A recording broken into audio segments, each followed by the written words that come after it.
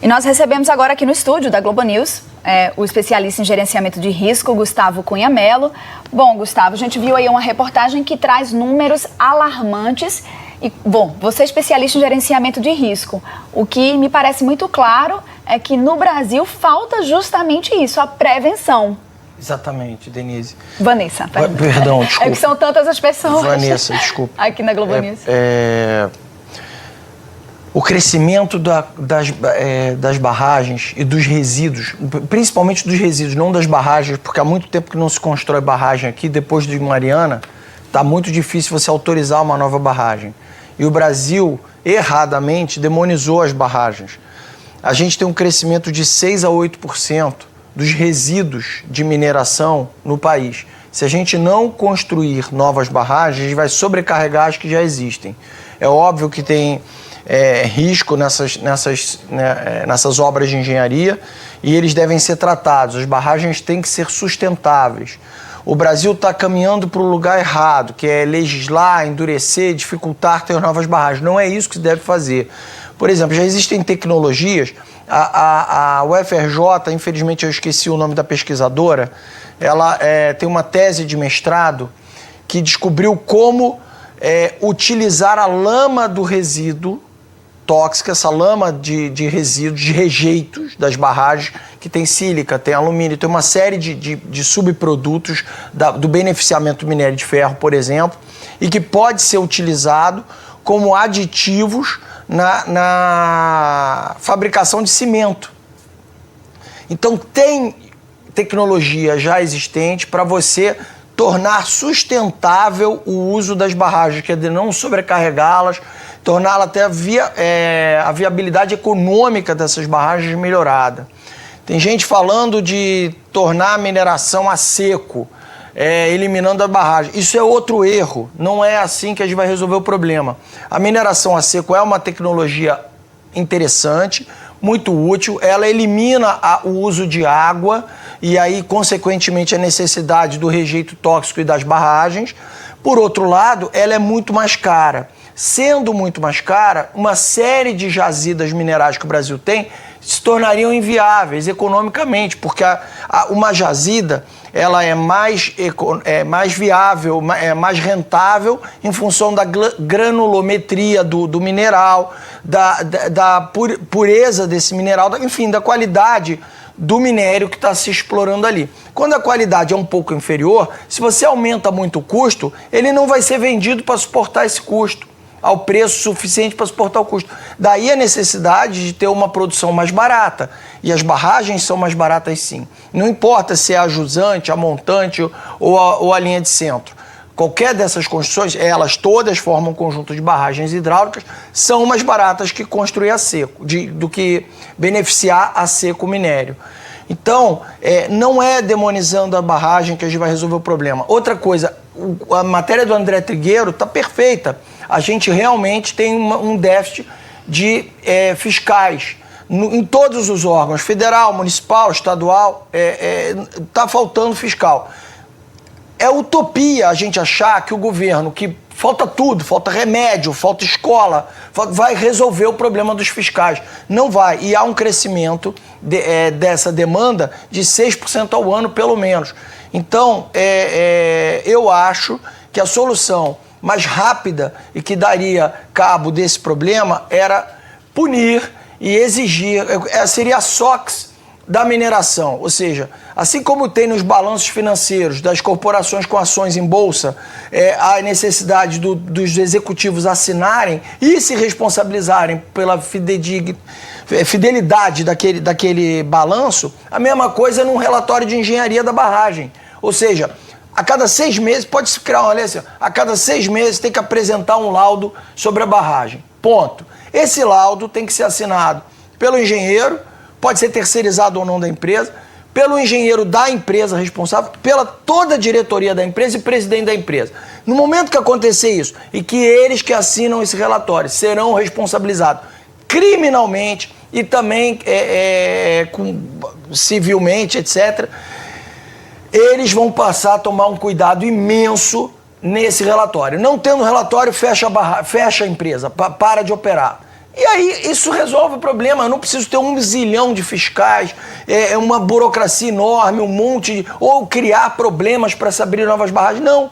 O sujeito sabendo que ele vai ser preso caso aconteça um desastre desse, eu duvido que ele não invista em segurança, em sensores, em bons engenheiros, em bons laudos. Ter obrigação, por exemplo, de ter laudo de plano de contingente, plano de emergência pós-acidente, esse tipo de coisa, tem gente que é pro forma, é o mesmo plano para várias... Não é assim, plano de emergência é muito customizado, é muito... depende do lugar, depende dos recursos que ali existem, é muito particular de cada uma. Se você for olhar em qualquer agência dessa, tem vários planos de emergências idênticos e que, obviamente, foram feitos pro forma para atender a burocracia. Não é assim que a gente vai resolver o problema do Brasil. A gente precisa da mineração, a gente precisa das barragens e a gente tem que ser inteligente nas soluções para não acontecer esse tipo de tragédia. Que é justamente o que você está falando, a prevenção, fazer planos de prevenção e, de fato, haver... Porque o presidente da Vale, Fábio Schwartzman, ele falou, né, na sexta-feira, logo após o rompimento da barragem, que houve uma vistoria e que essa barragem apresentava um risco baixo de rompimento, que ela estava ok de acordo com essa vistoria que tinha sido feita, inclusive, até por uma empresa alemã. Isso. E é nesse documento que você fala que é preciso ter a assinatura de todo mundo para que haja esse comprometimento, esse compromisso de que essa vistoria de fato foi feita e que ela foi bem feita. Bem feita, com a boa engenharia. É isso que eu peço. E não preciso criar novas leis, já tem muita lei, tem leis boas tramitando no Congresso de fato, mas eu não preciso enrijecer o que já está muito difícil de operar. Já existe, já é muito regulado. O que eu preciso é responsabilizar a pessoa que apresenta um laudo. Já existe a responsabilidade criminal, profissional, até de alguém que deu um laudo que não funciona. Em qualquer profissão tem isso. Agora, é tão demorado, tão difícil, precisa outro técnico afirmar que aquilo ali estava certo, que ele não tinha como prever, etc. É simplesmente pegar e falar, o laudo dura 6 meses, durante 6 meses sua opinião tem que estar com 99,9% de certeza que não vai acontecer um acidente. E você assina. E se não acontecer isso, aí você é punido.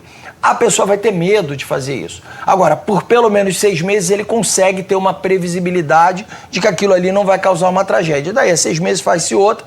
No momento que alguém não quiser assinar o laudo, e nem o presidente da empresa, é porque tem que parar mesmo e está na hora de consertar o problema, evitar o dano, prevenir, evitar o dano, que a tragédia aconteça. Gustavo, hoje, às 5h30 da manhã, uma sirene tocou, um alerta para que os moradores da cidade de Brumadinho, que fica mais ou menos a uns pouco mais de 10 quilômetros da barragem que rompeu na sexta-feira, esse alerta pedia para que os moradores saíssem da parte baixa e fossem para a parte alta, porque havia o risco de rompimento de mais uma barragem, dessa vez não de rejeitos, mas de água, a barragem número 6. O alerta hoje funcionou, a sirene funcionou, mas na sexta-feira todos os moradores disseram, as pessoas que estavam na região disseram que não ouviram sirene. E, de acordo com a empresa, havia o sistema instalado. Né? O que pode ter acontecido? Eu não posso emitir juízo de valor porque eu não estou auditando o sistema de emergência, o plano de emergência deles. O que a gente pode falar é, em se confirmando que não funcionaram, é óbvio que houve falha de manutenção. E um plano de emergência, isso é facilmente confirmável, pegar a população e perguntar quantos exercícios a população fez nos últimos anos. Testes de caso aconteça um acidente, que se evacue, para onde vai, para onde as pessoas vão caminhar, como vão, qual tempo de resposta tem esse plano de emergência, esse tipo de coisa tem que ser testada. De tempos em tempos, com alguma sazonalidade, os planos de emergência precisam ser testados. Isso é facilmente, se entrevista a população, pergunta, quantas vezes o senhor foi testado aqui, houve exercícios de emergência? Eles vão responder. Então, isso é nítido que é falta de manutenção, falta do bom uso de um plano de emergência e da elaboração dele. Até porque o plano de emergência, ele é dinâmico, ele é construído com o tempo. Às vezes a densidade de povoamento ali da região aumentou, alguma estrada pode estar com mais dificuldade de trânsito, ou falhando, com buracos. Então você vai mudando o plano de emergência. Algum hospital aumentou a capacidade, por aí vai. Você melhora o seu plano de emergência, atualiza ele pelo menos uma vez por ano. Então isso deveria ter sido feito e esses exercícios. Isso é facilmente confirmável. Agora, de novo, aquela história. Toda mineradora tem que apresentar um plano de emergência. Ninguém fiscaliza isso. Não tem, é utopia achar que vamos conseguir botar 1000 fiscais fiscalizando isso. Porque a lei brasileira, ela é severa, ela tem uma exigência alta. Mas é apenas a burocracia, o papel. O que você faz, o alerta, é nessa questão da prática. Agora a gente vai ao vivo para Belo Horizonte, vamos para o Hospital João 23. Quem está lá é a repórter Manuela Borges. Manuela está acompanhando aí a angústia dos parentes, né, Manuela, em busca das pessoas que estão desaparecidas. Exatamente, essa é uma situação que a gente vê aqui o tempo inteiro em frente ao Hospital João 23, que é referência no atendimento de alta complexidade, de traumas. Para cá estão sendo trazidas as vítimas da tragédia de Brumadinho. A gente só atualizando os números, são 29 pessoas internadas em Belo Horizonte, Ibirité, Sarzedo e Betim, que é a região metropolitana aqui de Belo Horizonte. Elas continuam internadas aqui no Hospital João 23, 7 pessoas continuam internadas. O estado delas, né, elas não correm risco de vida, o quadro de saúde é estável. Essa informação passada aqui por médicos, né? A gente vem conversando com as pessoas aqui no hospital desde muito cedo, e esses números que a gente vai dando, ele vai tomando forma, rosto e sendo humanizado a partir do momento que a gente conhece a história dessas pessoas que estão internadas aqui. Eu conversei bem cedo com uma médica que me disse sobre uma história fantástica de um homem que é um sobrevivente. Ele estava, no momento, né, ele trabalhava na mineradora, no momento em que essa barragem se rompeu, ele conseguiu se salvar porque ele estava dentro de uma máquina, ele caiu de uma altura de cerca de 10 metros e, infelizmente, ele viu colegas, companheiros de trabalho sendo levados por uma onda de lama. Ele está muito traumatizado, a médica, inclusive, estava muito abalada, saiu daqui pela manhã contando que passou a noite com ele porque muito agitado, sem conseguir dormir, falando o tempo inteiro dos amigos que tinha perdido. E uma outra situação também que ela relatou é de um homem que também chegou ontem aqui para ser atendido. Ele também conseguiu se salvar dessa onda de lama. Ele viu a barragem, né, se rompendo, conseguiu fugir para uma montanha e ficou lá por um bom tempo, por algumas horas. Estava muito picado, com várias picadas de inseto, e também recebeu atendimento médico aqui no Hospital João 23. Então essas histórias que a gente vai ouvindo aqui de pessoas que, né, funcionários, médicos, que também estão sensibilizados, acompanhando de perto essas pessoas, realmente é um número que a gente não consegue falar em número mais, né? São histórias de pessoas que estão aqui. Essas 29 pessoas que se salvaram, que estão indo para os hospitais, dos parentes em busca da lista que não tem o nome do parente, listas confusas, né? Uma hora aparece o nome numa lista dizendo que a pessoa está desaparecida, depois vem a informação de que essa pessoa já apareceu. Essa é a situação que a gente tem ouvido a todo momento. Então, a gente continua aqui acompanhando esses números. O número mais atualizado que a gente tem do Corpo de Bombeiros, Defesa Civil e também da Polícia Civil é de que 37 pessoas morreram nessa tragédia. 8 corpos já foram identificados. A gente volta a qualquer momento com mais informações aqui do Hospital João 23, onde a gente acompanha de perto também a busca por informações, né, dos parentes que ainda têm esperança de encontrar trabalhadores, moradores do entorno ali da barragem de Brumadinho. Manuela, são essas histórias dos sobreviventes que mantêm a esperança, né, nesses parentes, nesses amigos que estão em busca dos desaparecidos. Uma das áreas mais afetadas pelo rompimento da barragem é o bairro Parque Cachoeira. Os moradores dessa comunidade também tiveram que deixar suas casas nesta manhã depois que o alerta foi disparado às 5h30. O repórter Vitor Ferreira está nessa localidade e traz as informações atualizadas para a gente. Bom dia, Vitor. Oi, Vanessa, bom dia para você, bom dia a todos que assistem a Globo News. Eu consegui parar agora para encontrar um sinal de internet aqui pertinho da comunidade Parque da Cachoeira. Eu estou aqui numa estradinha agora que liga o centro de Brumadinho até essa localidade, o Parque da Cachoeira. Também é a estrada que dá acesso à mina do Córrego do Feijão. Só que lá não tem internet móvel, que é o sinal que a gente usa para fazer essas entradas ao vivo. Eu até peguei aqui para mostrar para vocês. Ó, esse é o aparelhinho que faz com que tudo que eu estou dizendo chegue na casa das pessoas. Esse aparelho depende de internet móvel. O seu José Carlos, nosso motorista, está me ajudando aqui. Sem essa internet eu não consigo mostrar a situação ao vivo lá do Parque da Cachoeira. Achei um pontinho aqui na estrada para contar para vocês. Inclusive a equipe do Globo News Especial estava lá hoje de manhã no momento em que a Defesa Civil começou a fazer a retirada, o isolamento da área, a retirada dessas pessoas. Eu vou voltar um pouquinho para poder explicar a situação desse bairro especificamente. Na sexta-feira, quando rompeu a barragem, esse bairro foi o mais atingido, claro, depois da área administrativa da Vale, que é onde estava o maior número de pessoas consideradas desaparecidas. Só que o Parque da Cachoeira teve várias casas atingidas. Algumas casas foram, inclusive, desapareceram, foram totalmente devastadas pela lama.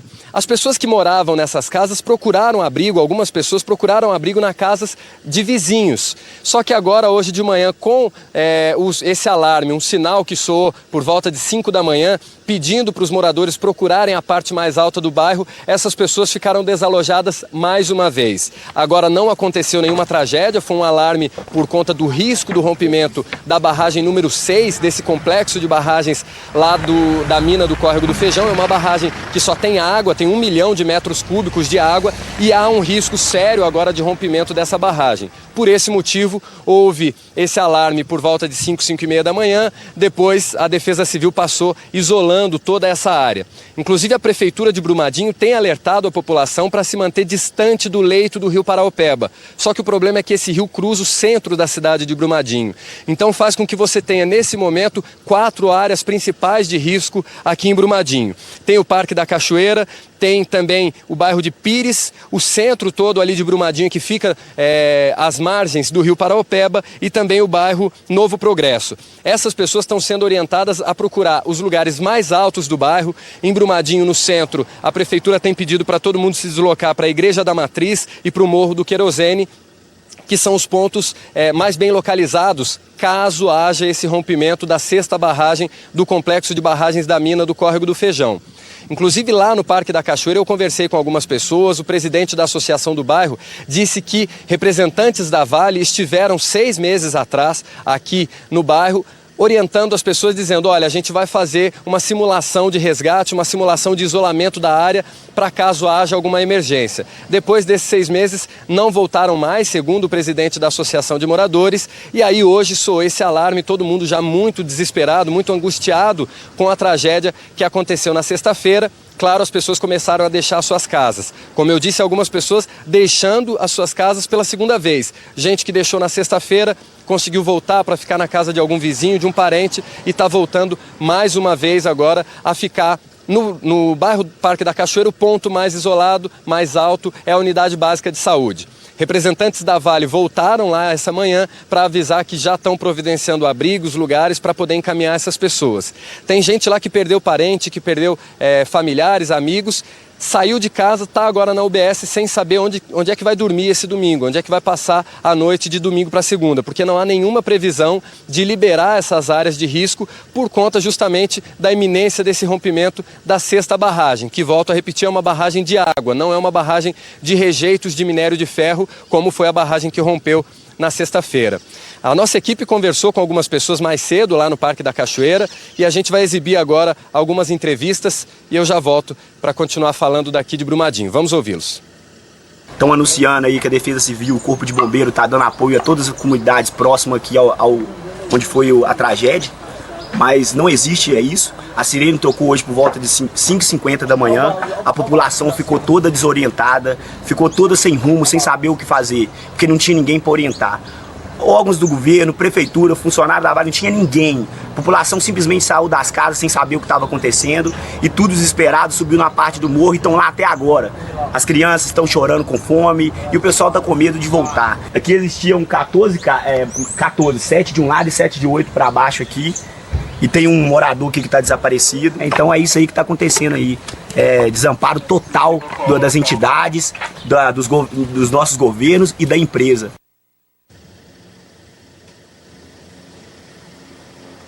Olha, quando a gente participa de coberturas de tragédias como essa, dá para perceber que o que mais angustia todas as pessoas é a falta de informação. Nós temos nesse momento 37 mortes confirmadas, 8 mortos já foram identificados, e aí os familiares vão ter que lidar com essa dor, lidar com o luto e tentar encerrar esse ciclo trágico para a família.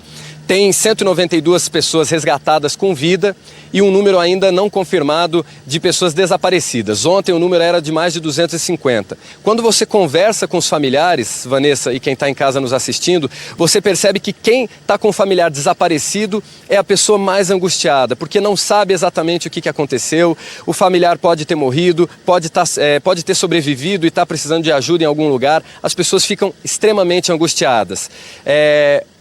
Agora, daqui a pouco, menos de 2 horas, 1h20 da tarde, vai fazer 48 horas que essa tragédia aconteceu. A barragem rompeu a 1h20 da tarde. De lá para cá, o presidente da República já esteve sobrevoando aqui essa área. O governador de Minas Gerais, Romeu Zema, esteve aqui em Brumadinho. Ontem, a Procuradora-Geral da República veio para cá, conversou com alguns familiares. Ministros de Estado estiveram aqui. Eu encontrei também o prefeito de Mariana, que a gente ouviu aqui ao vivo, Duarte Júnior, muito abalado de estar revivendo essa tragédia. 3 anos depois, viveu em Mariana e veio para cá trazer a solidariedade dele e também ajudar com a experiência que ele teve lá em 2015. E até agora, o presidente da Vale, Fábio Schwartzman, não apareceu em Brumadinho. A gente tem informações da assessoria de imprensa da Vale de que ele fez um sobrevoo sozinho, não foi o mesmo sobrevoo que ele que teria feito junto com o presidente Jair Bolsonaro, estava em outra aeronave e depois voltou. Ele deu aquela entrevista coletiva no Rio de Janeiro na sexta-feira e até agora o presidente da empresa, vai fazer 48 horas que essa barragem rompeu, não esteve aqui em Brumadinho pessoalmente, seja para acompanhar a tragédia, para tentar prestar solidariedade, para mostrar que a Vale está empenhada em ajudar também na resolução desse problema enorme aqui em Brumadinho. O prefeito de Mariana ontem dizia pra gente numa entrevista importante aqui ao vivo na Globo News que agora é só o comecinho da tragédia. Você tem os resgates para serem feitos ainda, você tem os mortos que estão sendo identificados, vai ter toda uma questão judicial pela frente, só que o município ainda vai lidar com o problema dessa tragédia por muito tempo, porque segundo o prefeito de Mariana, a arrecadação do município deve cair já com a interdição dessa mina aqui na cidade. Uma boa parte da cidade depende da mina, então quase todos os moradores aqui ou trabalham para a Vale ou tem algum amigo, um parente que trabalha para a Vale. A cidade é uma cidade pequena com pouco mais de 30 mil habitantes e todas as multas judiciais, os dinheiros envolvidos nessa questão do rompimento da barragem do Fundão lá em Mariana, segundo o prefeito de Mariana, não chegaram aos cofres do município. E aí ele dizia que é muito difícil você, só com a prefeitura, só com o governo municipal, conseguir fazer frente a toda essa tragédia. Obviamente que ao longo do tempo o assunto vai saindo um pouco mais do noticiário, a vida vai seguindo e a cidade vai continuar lidando com muitos problemas causados por essa tragédia que vai completar 48 horas daqui a pouco, talvez por anos. Então fica esse alerta também, é importante trazer esse fato das autoridades que estão vindo visitar o município, quem é que está trabalhando mais. O presidente da Vale até agora não veio pessoalmente aqui em Brumadinho, a gente continua fazendo essa cobertura ao vivo ao longo de todo o dia e vai trazendo outras informações conforme a gente tenha novas informações aqui, Vanessa.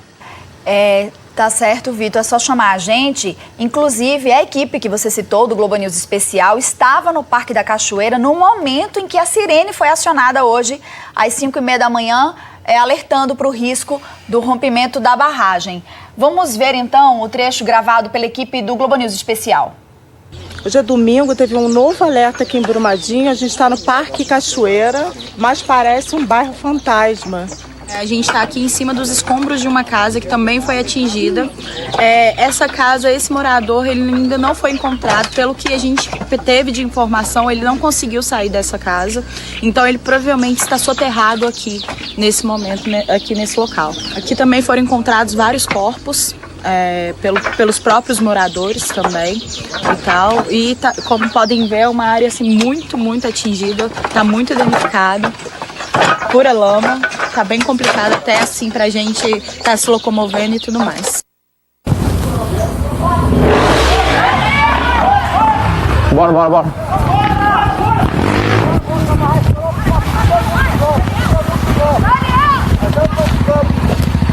Estourou? Arrebentou? Arrebentou mesmo, todo mundo jogando bola. Vamos!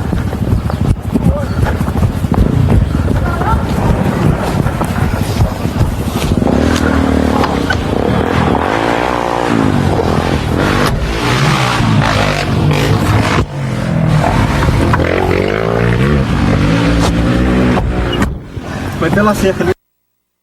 Esse desespero foi porque a primeira informação era de que a barragem tinha rompido. Na verdade, o alarme soou porque havia o risco do rompimento. A gente lembra que o Globo News especial vai ser exibido nesta segunda-feira, depois do Jornal das 10. Ô, Vitor, e como é que tá agora aí, né? Os moradores que ainda, como você falou, tinham sobrevivido ao desastre de sexta-feira, quando soou o alarme, todos conseguiram ir para a casa de parentes, ir para um local mais seguro, ou ainda tem gente tentando fazer a mudança ou resistindo à mudança? Porque muita gente fica com medo de sair de casa, abandonar a casa.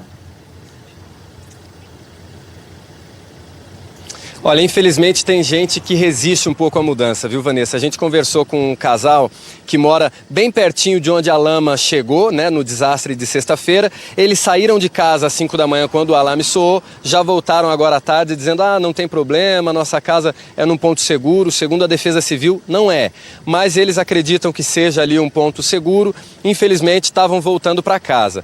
A gente tem a impressão que a Defesa Civil não tem homens suficientes, porque o Corpo de Bombeiros está todo empenhado, são 220 homens empenhados no resgate das pessoas que estão desaparecidas, e aí não tem essa força do Estado para retirar as pessoas de casa. A Defesa Civil tem, inclusive, prerrogativa para tirar a pessoa à força de casa quando ela se encontra, de fato, numa área de risco. Como ontem teve um boato de que a barragem teria rompido, as pessoas ficaram meio desesperadas, depois não era bem isso. Hoje o alarme soou, todo mundo pensou que a barragem tinha rompido. Aí, não era bem isso. Aí as pessoas param um pouco de acreditar.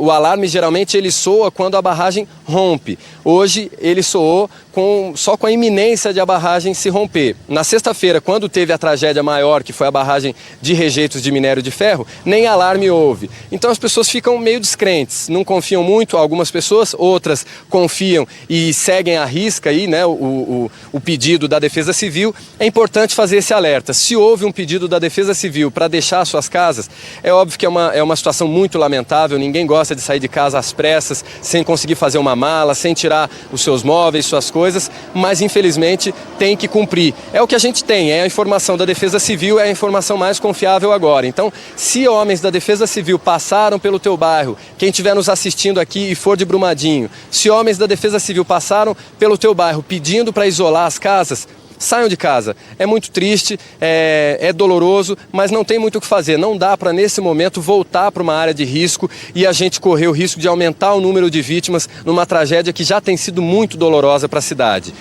Daqui a pouco, ainda nesse domingo, vão chegar homens, dezenas de homens do exército israelense. Eles estão trazendo toneladas de equipamentos, a gente já vem noticiando isso, para ajudar no resgate dessas pessoas, porque conforme vai secando toda aquela lama, fica ainda muito mais difícil de fazer o resgate das pessoas que estão desaparecidas. Hoje, inclusive, o Corpo de Bombeiros nem atualizou o número de pessoas desaparecidas. Eles passaram o número de mortos, são 37 mortes confirmadas até agora, 192 pessoas resgatadas com vida, e o número de desaparecidos ainda não foi atualizado. Então, há ainda um número muito grande, devastador, de pessoas desaparecidas, que o Corpo de Bombeiros tem feito essa busca o tempo inteiro. O coronel porta-voz, inclusive, do Corpo de Bombeiros, disse ontem: olha, o nosso trabalho é para procurar vidas, a gente está atrás de pessoas vivas, porque ontem eles encontraram 3 sobreviventes dentro de uma caminhonete que tinha sido devastada pela lama. Continua tendo essa esperança, então, de encontrar sobreviventes de uma tragédia tão grande como essa. E claro, o Corpo de Bombeiros também faz um esforço muito grande para encontrar os corpos, porque, óbvio, os familiares que perderam parentes nessa tragédia têm todo o direito e querem poder dar um velório, poder dar um fim digno para esses parentes que morreram na tragédia. Então, é um trabalho árduo do Corpo de Bombeiros. O tempo todo a gente vê helicóptero sobrevoando. No comecinho da manhã o voo estava restrito aqui nessa região em função do mau tempo, e agora já está sendo retomado aos poucos, Vanessa. Vitor, o maior bem que a gente tem é a vida. Então, nesse momento, como você disse, é, de fato, cumprir a orientação da Defesa Civil, se proteger, né? A gente volta com você a qualquer momento, tá, Vitor? E a gente continua a nossa conversa aqui no estúdio com o especialista em gerenciamento de risco, Gustavo Cunha Mello. Gustavo, você falava sobre a necessidade do plano de segurança, né? Plano preventivo de segurança. O que tem que ter nesse plano que no momento em que é exigido, né, que esse plano seja cumprido, o que tem que ter nele? Vanessa, planos de emergência ou de contingência são sinônimos. A gente precisa ter tudo que você possa imaginar para o chamado aftermath, ou seja, o pós-sinistro. O que aconteceu foi uma tragédia. Então, tudo que você possa imaginar consta de um plano de emergência se ele for bem elaborado. Não só qual é a conexão, por exemplo, que já existe tecnologia para isso, dos sensores das barragens, que eles apontam se há um risco iminente de rompimento para disparar os alarmes.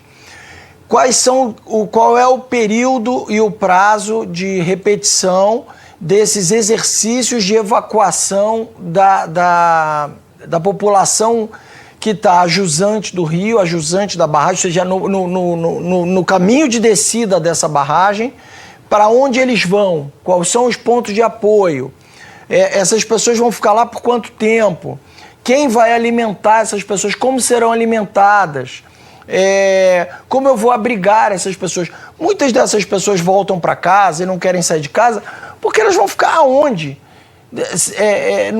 Não tem para onde ir, a pessoa volta para casa. Agora, se a empresa responsável por um acidente isso acontece em acidentes aéreos, por exemplo, você coloca todos os parentes das vítimas num hotel.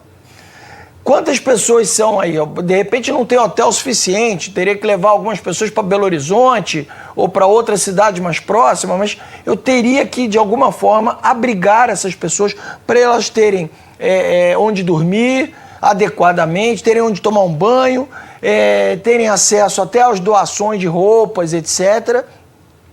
E também água potável, que água, como esse, alimento e tudo mais, que tem que ser, responsabilidade sim do causador de todo e qualquer acidente. Não qualquer acidente.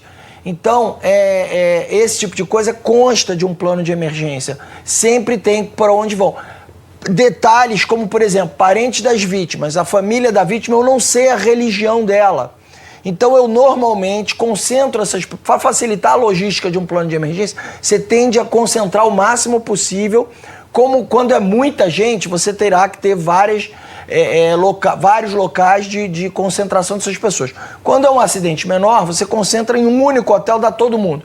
Neste hotel terão padres, rabinos, todo tipo de religião, todas as religiões terão algumas pessoas ali para dar conforto à família que perdeu um parente. Terão psicólogos que também vão dar conforto à família. Terão assistentes sociais que vão catalogar quem são as pessoas desaparecidas, o que fazia da vida, até qual era o salário, qual era a renda dessa pessoa, até para o jurídico da empresa que causou o acidente, ter uma avaliação de até quanto será o prejuízo de indenização daquela família. Porque você, numa indenização, você tem o dano moral e o dano econômico. Então, você sabendo a renda aproximada daquela família, você tem o dano econômico catalogado. Tudo isso é feito num plano de emergência. E todas essas pessoas de diversas disciplinas, psicólogo, religiosos, assistente social, engenheiros, pessoas que vão tratar da logística ali de alimentar, pessoas poderem dormir adequadamente, tomar banho, etc. Isso tudo está no plano de emergência. Inclusive os exercícios para essas sirenes funcionarem adequadamente, ensinando. A pessoa não pode saber, não sei para onde vou. Tocou a sirene e não sabe para onde vai. Isso é um erro grosseiro de que o plano de emergência não estava adequado. A gente vai agora ao vivo para Belo Horizonte, no Instituto Médico Legal, lá da cidade. Foi montado um posto de atendimento às famílias das vítimas. Essas famílias recebem apoio com informações, atendimento médico, psicológico. Quem está lá é a repórter Cláudia Mourão, que está acompanhando esse trabalho aí do IML, que funciona 24 horas por dia. Cláudia, muitos parentes neste momento por aí? Sim, bom dia, né? Pois é, muitas pessoas estão vindo para cá em busca de notícias. Nós estamos na porta do IML, como vocês podem ver, tem esse veículo aí, né, do Instituto Médico Legal. A gente não sabe dizer se ali tem corpos ou não. Isso porque, gente, nós entramos em contato com a assessoria de imprensa da Polícia Civil, que disse que não vai informar quantos corpos estão lá dentro neste momento. Então, até agora, a informação que a gente tem é que são 37 mortos, né, sendo que 8 já foram identificados. O que a gente conseguiu ver daqui da porta foi que tem 2 caminhões frigoríficos com câmaras frias estacionados lá dentro. Então, o que a gente conseguiu apurar aqui do lado de fora é que esses caminhões vão dar suporte, ou seja, eles vão armazenar esses corpos, já que a capacidade do IML não é, né, o suficiente aí para conseguir guardar todos esses corpos durante essas análises. E o que a gente conseguiu informar aqui também é que as pessoas que estão trabalhando lá, elas estão trabalhando aí 24 horas analisando esses corpos, e que esse trabalho está sendo muito, mas muito complexo mesmo, porque os corpos estão chegando aqui praticamente irreconhecíveis. Alguns é até difícil falar, viu? Eles estão vindo em pedaços mesmo, às vezes sem as digitais. Então os peritos estão encontrando muita dificuldade. Por isso, a Polícia Civil pede mesmo para trazer documentos, o que tiver, foto de tatuagem, até radiografia, né, para identificar pela arcada dentária, porque esse trabalho está sendo muito minucioso, ele é muito difícil mesmo.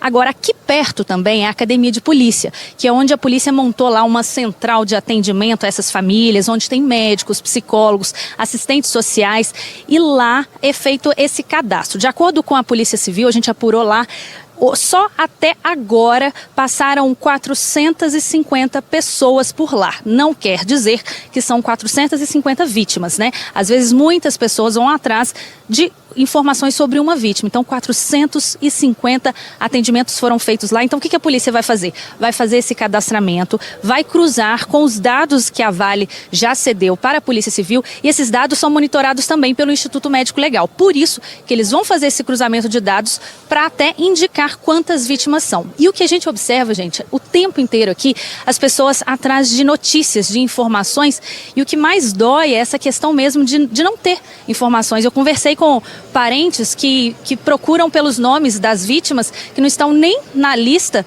de desaparecidos, nem de mortos. Então, assim, é mesmo angustiante, é triste ver, mas a gente consegue mostrar daqui, Daniel, vamos mostrar ali, ó. Todas aquelas pessoas que estão lá, gente, é impressionante o trabalho aqui, a solidariedade aqui nesse local onde nós estamos. As pessoas trazem comida, dão um abraço, rezam. Então, assim, a gente vê que as famílias chegam aqui, elas são abordadas com muito carinho, com muito amor, com muita atenção aqui. E isso chamou a nossa atenção nesse momento aqui, nessa cobertura, porque o carinho aqui com que as pessoas estão sendo recebidas, esse carinho, até nesse momento de dor, ele é muito importante, viu? Tá sendo uma cobertura bem difícil, mas a gente consegue ver coisa boa daqui também, viu? Sem dúvida, a solidariedade e da identificação dos corpos. Mais cedo, o tenente Pedro Ayara, que é porta-voz do Corpo de Bombeiros de Minas Gerais, processo de identificação. Vamos ouvir o que ele falou. Essa operação está sendo feita, né, em parceria com a Polícia Civil. Os órgãos, a partir do momento que a gente retira esses corpos da zona quente, a gente leva para a zona de pouso, eles são colocados, né, no veículo de remoção e estão sendo encaminhados para a unidade de logística para que possa ser feita essa identificação. Até o momento, né, a gente já identificou alguns corpos e a gente espera a confirmação para poder soltar todos esses nomes. O processo de identificação, nesse caso, é um processo bastante complicado, tendo em vista, né, as características aqui do acidente. Muita lama, né? Em algumas situações foram encontrados apenas segmentos de corpo, né? Não o corpo inteiro, que acaba dificultando a identificação, só que esse trabalho está sendo feito também. E agora há pouco, o prefeito de Mariana, Duarte Júnior, defendeu punições mais duras às mineradoras. A gente lembra que Mariana, né, sofreu desastre há pouco mais de 3 anos. Vamos ouvir o que ele disse. E a punição tem que ser de forma muito mais dura que foi em Mariana. Nós estamos falando da segunda maior mineradora do mundo. Poxa, quantas barragens nós temos em Minas ainda? Quantas vezes nós demos entrevista falando, gente, e as demais barragens? Hoje eu sei que a barragem de Mariana, se mexer 1 milímetro, a gente tem a confirmação que ela se movimentou. Mas olha só, aconteceu em Mariana, será que deveria deixar um restaurante debaixo de uma barragem? Como é que pode existir um restaurante debaixo de uma barragem, onde que não dá tempo das pessoas correrem? Poxa, nós perdemos tantas pessoas, o sofrimento aqui é tão grande, isso vai marcar a vida de todas as pessoas que aqui estão, vai marcar a vida do Brasil de uma forma negativa, e nós que temos temos que demonstrar para o Brasil que tem uma riqueza mineral enorme, tem que mostrar esse respeito com o meio ambiente. E isso não tem sido demonstrado e, infelizmente, a empresa deve ser punida de uma forma exemplar para que isso nunca mais, de forma alguma, passe perto de acontecer. Vamos rever o momento em que a equipe do Globo News Especial estava no Parque da Cachoeira e a sirene foi acionada, alertando para o risco de novo rompimento da barragem. Essa sirene foi acionada hoje às 5h30 da manhã. Hoje é domingo, teve um novo alerta aqui em Brumadinho. A gente está no Parque Cachoeira, mas parece um bairro fantasma. A gente está aqui em cima dos escombros de uma casa que também foi atingida. Essa casa, esse morador, ele ainda não foi encontrado. Pelo que a gente teve de informação, ele não conseguiu sair dessa casa. Então ele provavelmente está soterrado aqui, nesse momento, aqui nesse local. Aqui também foram encontrados vários corpos. Pelos próprios moradores também e tal. E como podem ver, é uma área assim, muito atingida, está muito danificada. Pura lama, tá bem complicado até assim pra gente tá se locomovendo e tudo mais. Bora.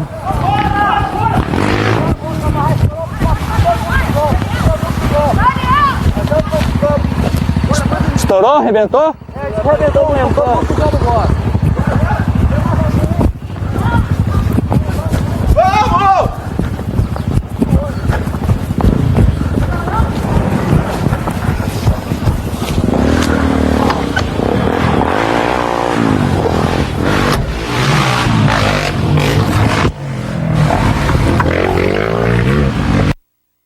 Desespero, porque a primeira informação de que quando o alerta foi disparado é de que a barragem tinha rompido. Então, assim, a nossa equipe estava ali muito perto. Imagina a comunidade toda que tinha visto a lama descendo sexta-feira, ouvir a sirene, imaginar o desespero, né?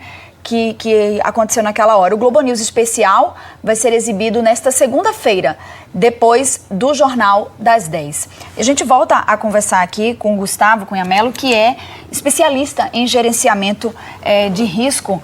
Gustavo, o prefeito de Mariana citou aí na entrevista que acha muito estranho a localização desse restaurante, né? Que ele ficaria ali logo abaixo da barragem. E em caso de rompimento, como na sexta-feira, esse restaurante foi atingido. Isso também tem que aparecer nesses planos de emergência? De fato, poderia haver um restaurante naquela localidade? Olha, quando você... Aí não é o plano de emergência. O plano de emergência é como é que eu vou tratar do entorno, do site do acidente para minorar os danos, para salvar vidas pós o acidente ter acontecido. Quando você faz um estudo de segurança do site industrial, em qualquer situação, você faz um plano de gerenciamento de risco do local, da empresa. Não seria aconselhável você colocar um restaurante, um refeitório. Eu não conheço o site, não posso falar no caso concreto, mas não seria aconselhável você colocar um restaurante na linha no trajeto principal do rompimento de uma barragem. Quer dizer, ou o escritório de administração, os escritórios da Vale talvez devessem ter estudado um local mais apropriado para colocar esse escritório e não na linha abaixo da barragem, onde, em caso de rompimento, como aconteceu, você vai varrer as pessoas que ali estão trabalhando e obviamente, como está muito próximo à barragem, não teriam, eventualmente, tempo para evacuar a edificação onde trabalhavam. Então, se eu fosse gerente de risco e analisasse um site desse, essa é a primeira observação, deslocar esse escritório para um local mais alto, para um local mais lateral, para que ele não fique na linha onde irá atingir um eventual rejeito no rompimento da barragem. Essa é a primeira questão. E quando você faz o plano de emergência e o plano de segurança da empresa, você avalia por onde caminhará esse rejeito. Eles sabem, é sabido, pela geografia do terreno ali e pela quantidade de rejeito que está guardado nas barragens, você sabe por onde ele vai caminhar, até onde deve atingir, que tipo de pessoas estão morando no caminho desse rejeito. Como eu posso... tempo. Você vai calculando o tempo, quantas pessoas serão atingidas, como eu vou evacuar essas pessoas, etc. Inclusive o próprio escritório da Vale. Quer dizer, eu teria que ter tratamento para isso tudo de risco. Isso é bastante óbvio, né? Não colocar um restaurante embaixo, as pessoas estavam na hora do almoço, quer dizer, a quantidade de vítimas da própria Vale deve ser altíssima.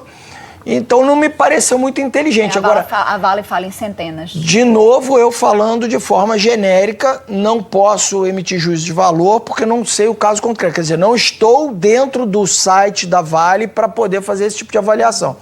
Mas, de forma provisória ou preliminar, a gente pode falar que você tendo uma barragem mais alta e colocar obstáculos, né, no caminhar dessa barragem, se ela romper, você colocar pessoas aqui, não me parece inteligente. Nesse plano de emergência que você está citando, ele deveria ter, por exemplo, cálculo de quanto tempo as pessoas precisam para sair desse lugar, desse ponto, para ir para outro seguro. Isso também tem que estar claro. Por exemplo, tinha que estar claro no caso de Parque da Cachoeira, desses distritos que ficam no município de Brumadinho. Em caso de rompimento da barragem, quanto tempo essas pessoas têm para ir para um local seguro? Isso tinha que estar nesse plano de emergência? Sim, isso está no plano de emergência, sim. Inclusive o tempo de levar... Todos os tempos são cronometrados. De eu levar uma vítima para o hospital, do hospital dar atendimento, quanto tempo eu demoro, se vai de helicóptero, se vai de ambulância, qual é o trânsito até o hospital, para evacuar as pessoas, para onde elas vão, para chegar a estrutura que vai acolher essas pessoas. Tudo isso é medido num plano de emergência. Tudo isso é medido e cronometrado, sim. E varia de lugar para lugar. Não é o mesmo plano de emergência para todas as barreiras do Brasil. Não existe isso. O plano de emergência vai variar de acordo com os recursos, de acordo com até a viscosidade dessa lama, ela tem uma velocidade maior ou menor. Se ela é mais líquida, menos líquida. Se ela é mais pesada, mais leve. Isso tudo é medido para saber quanto tempo ela demora para atingir os locais que são afetados.